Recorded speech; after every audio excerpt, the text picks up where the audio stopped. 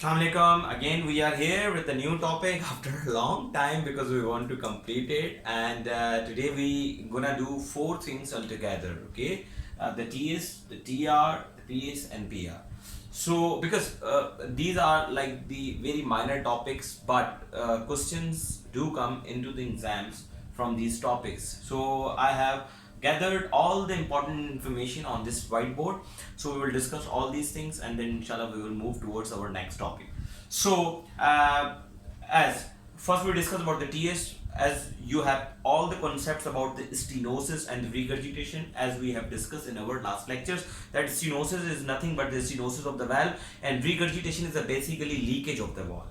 Okay, so tricuspid stenosis means that there is a stenosis at the level of tricuspid valve.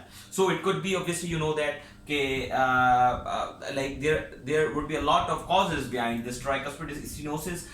These could be congenital, rheumatic, infective endocarditis, carcinoid disease, and other infiltrative diseases. So how your patient would present, so the clinical presentation would be like fatigue, right upper quadrant pain. That is very important, that as you see that there is nothing which would present you like the right upper quadrant pain. So most of the patients with carcinoid syndromes or the tricuspid, because of the congestive liver, they present with the right upper quadrant pain. So that actually is a very important clue into the questions for the tricuspid stenosis, where patient is presenting to the right upper quadrant pain, fluttering of and the discomfortness in the neck because of the prominent A waves. So this could be the clinical presentation of the tricuspid stenosis. And what would be on the clinical or physical examination, there would be a giant A waves, raised JVP, and there would be a diastolic murmur at the left sternal border. So that diastolic murmur would be differentiated from the murmur of the MS. How? Because that would be at the left sternal border and it would increase on the inspiration, and the murmur of the MS would be increased on expiration. So that would be the a clue that your patient has the TS. Second thing, if your patient has a diastolic murmur on the left sternal border, it is increasing on the inspiration. This murmur is known as a Rivero-Carvalho sign, and most of the time your examiner asks you that what is the Rivero-Carvalho sign. It's nothing but it's a murmur of TS which would increase on the inspiration, like the diastolic murmur at the left sternal border which would increase on the inspiration is the Rivero-Carvalho sign. And the absence of the pulmonary congestion but having raised JVP, it again give you a clue that there is something is going stenotic, there is something going problematic with the tricuspid valve. That's why your patient has raised JVP but normal lungs. Okay, good. So how would you quantify? You have to quantify it on the echocardiography. Obviously you see the morphology of the valve on the echo 2D echocardiography, on 3D echocardiography, and you have to apply the pulse Doppler. You have to remember only two values for this.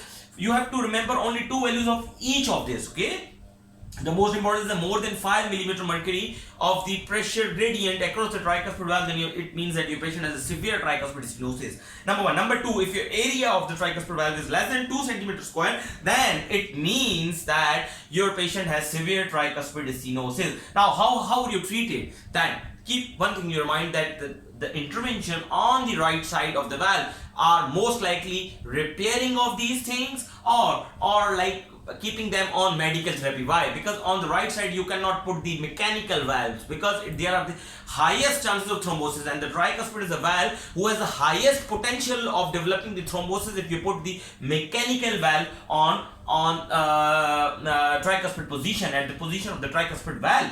So what are the options? The medical therapy. Obviously in the medical therapy you have to do what? You have to control the status, volume status. You have to give the diuretics. You have to decrease the sodium intake of this patient, and you have to do the valvuloplasty, tricuspid valve replacement. But bioprosthetic, if you want to, if nothing has to be repaired, like your patient has a very dysmorphic valve because of the infective endocarditis, rheumatic fever, because these are the conditions in which most of the time valve destructed. Most of the time valve would be destructed by the bacteria or by the immune mechanism. So in those conditions valve are not repairable, or they are irreparable. Then in those conditions you have to put the prosthetic valve. So in those conditions, the preferred valve would be bioprosthetic, not mechanical valve. Now come to the tricuspid regurgitation. As obviously the tricuspid regurgitation is nothing but is the leakage of the tricuspid valve. So there would be two causes. Number one is the primary tricuspid, number two is secondary. Primary means there was something problematic with the valve, so the causes would be the same: congenital, rheumatic, infective, carcinoid, all these things. But the secondary could be because of like lead placement, because most of the time you have to pace the heart through the RV, you have to pass your lead through the tricuspid valve. So in most of the time your patient would have what? Lead. Because of the lead placement, your patient would have iatrogenic tricuspid regurgitation. RV dilatation can cause the annular dilatation of the RV, and it causes the tricuspid regurgitation. Number 3 is biopsy. In heart transplant patient, you have to take the biopsy on the regular intervals to see the prognosis, to see the to check the rejection in the post heart transplanted patient. So you have to do the biopsy, and you have to do the biopsy on the right heart from most of the time from the tricuspid valve. So it can cause the iatrogenic tricuspid regurgitation as well. Signs would be the same. Your patient would present with the like shortness of breath, but most of the time not with like right upper quadrant pain, but might your patient would have the complaint of like pulsatile liver. So doctor, I'm feeling my pulse in the belly. I'm feeling my pulse in the liver. So these could be the complaints with the tricuspid regurgitation.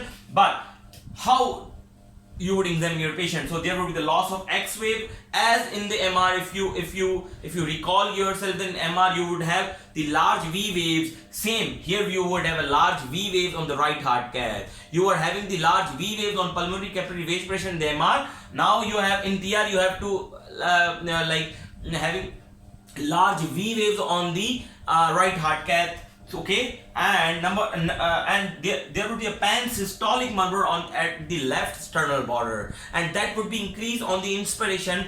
It would differentiate it from the murmur of MR, because in murmur of MR, that patient would have a pan-systolic murmur in the apex, and it would increase on the expiration. But here that is the murmur which is on the left sternal border, and it would increase on inspiration. So if there would be a ventriculization or like in the upstream, normally if the RA has fully communicated with the RV, and if there is no pressure difference between RA and the RV, then you would not, or you would barely get a murmur of TR. So how would you differentiate? Obviously you have to assess the severity on echocardiography. You have to check the vena contracta. If the vena contracta is more than 0.7 and the hepatic vein flow reversal is there, or systolic reversal is there, then it means your patient has severe TR.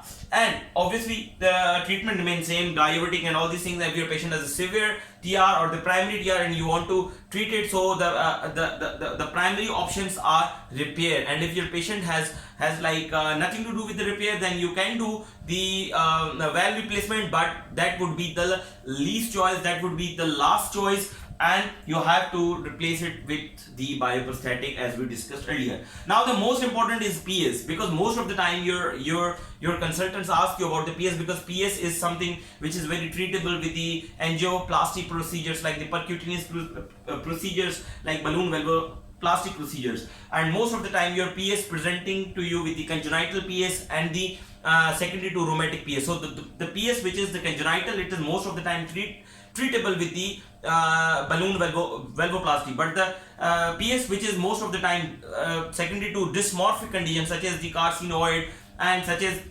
secondary to that rheumatic, then in those conditions we rarely use the balloon valvoplasty, but we have to keep them on medical therapy. And if they need something for intervention, then we do what we can do, the surgical correction, or we can do the pulmonary percutaneous pulmonary valve intervention. So how would your patient present? Obviously your patient usually present at the 5th or 40th and the 50th decade of his life, like at the age of 40 or 50 years, with the shortness of breath, especially on exertion. And usually these patients remain asymptomatic their whole course of their life. And what would you get on your patients? you would get the systolic ejection murmur at the pulmonary area, and there would be a pulmonary click as well. But because of the PS, your patient would not have the pulmonary hypertension. Why? Because your valve is if stenosis. So how your patient would get the pulmonary hypertension? Because pulmonary area, like the pulmonary vessels, are beyond that pulmonary valve, and if their valve is stenosed, so the pressure is not transmitting towards what? The lungs. So how your patient would get the pulmonary hypertension? So you, most of the time, what our students do, that they tell the signs of pulmonary hypertension with the patient of PS. So if you are telling your examiner the signs of pulmonary hypertension with PS, he would fail you. Simply he would fail you. Why? Because it is very rare that your patient would have the signs of pulmonary hypertension until your patient has mild PS. If your patient has severe PS, and if you are making your patient a severe pulmonary stenosis, and you are telling your examiner to the signs of pulmonary hypertension, it means he gonna fail you. Why? Because your patients with pulmonary with pulmonary stenosis would not have pulmonary hypertension, okay, because of the stenosis valve. So your P2 would be soft, there would be no signs of pulmonary hypertension, and there would be ejection systolic murmur at the left sternal border, which would increase on inspiration. But the click is the only right heart sound which would not increase on inspiration, but it would increase on expiration. So that is also a question which usually your examiner asks, that which is the right heart sound which would increase on expiration, and that is the sound, that is the right heart sound. So pulmonary click is the only sound, the only right heart sound which would increase on the expiration. Rest of the right heart sounds would increase on inspiration. That is the only sound which would not increase on the inspiration, that is pulmonary click. Okay, so all these things, and there would be a prominent AF. Obviously, if there is a stenosis of the pulmonary obviously valve, so the pressure would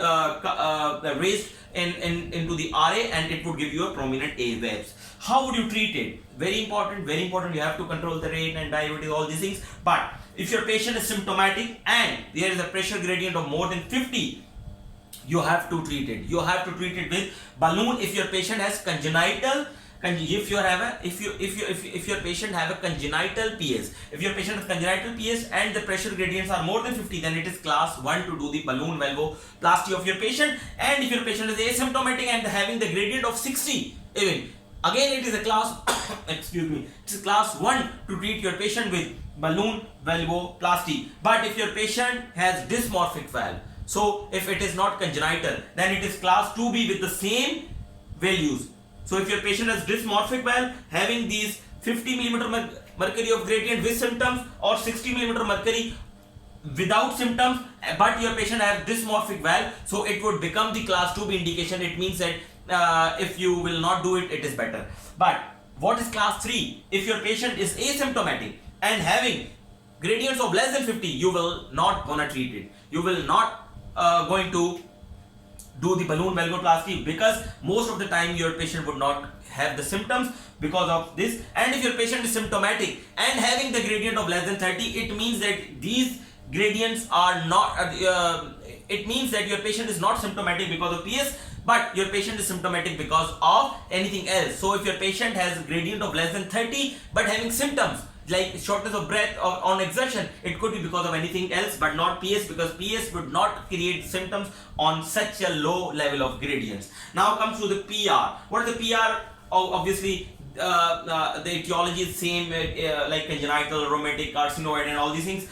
Your most of the time presentation would be same, shortness of breath, and is usually PR associated with the pulmonary hypertension. Usually the patient would have the pulmonary hypertension, or the it is secondary to the left-sided heart diseases. And what would you get on examination? There would be a diastolic murmur at the left sternal border, which would increase on inspiration, and that murmur would be appreciated after P2, and that murmur would known as Graham-Steele murmur. So if anybody asks you what is the Graham-Steele murmur, so Graham-Steele murmur is nothing but the diastolic murmur in the pulmonary or the left sternal border in the 5th or 4th intercostal space, which would increase on inspiration and comes after P2, is Graham-Steele murmur. Okay, so but that is the only valvular lesion which would be best assessed, like its severity best assessed on the MRI. because most of the time your RV and all failure or the pulmonary hypertension can cause the PR. So if you want to get the best assessment of the PR severity, you have to get done the MRI. So that is the only severity, valvular severity of the right heart, usually whole heart, on which you have to get done the MRI for the severity. And the treatment would remain same, diuretic, okay, and the repair. And but if you want to do anything else, like if you want to do the valvular intervention, then the pulmonary percutaneous pulmonary valvular intervention is the only option, PPVI. Usually we won't do the pulmonary valve replacement on this patient, but the data is very scanty, data is going on, so many patients has been done, recommendation are there. So usually these patients do not get any intervention, but if they do, they get done the repair. And if the repair is not the option for them, then PPVI, the percutaneous pulmonary valvular intervention, is the only option. So we have done here what the very superficial and very important review of the TSTR, PSPR. Now we will do the infective endocarditis, and then we will move our next unit. So it's your Dr. Nas. Last but not the least, share my videos with your friends, your colleagues, and all those who are in need of all these things and who are preparing for the exams. Subscribe my channel and press the bell button for the future updates. Take care. Allah Hafiz.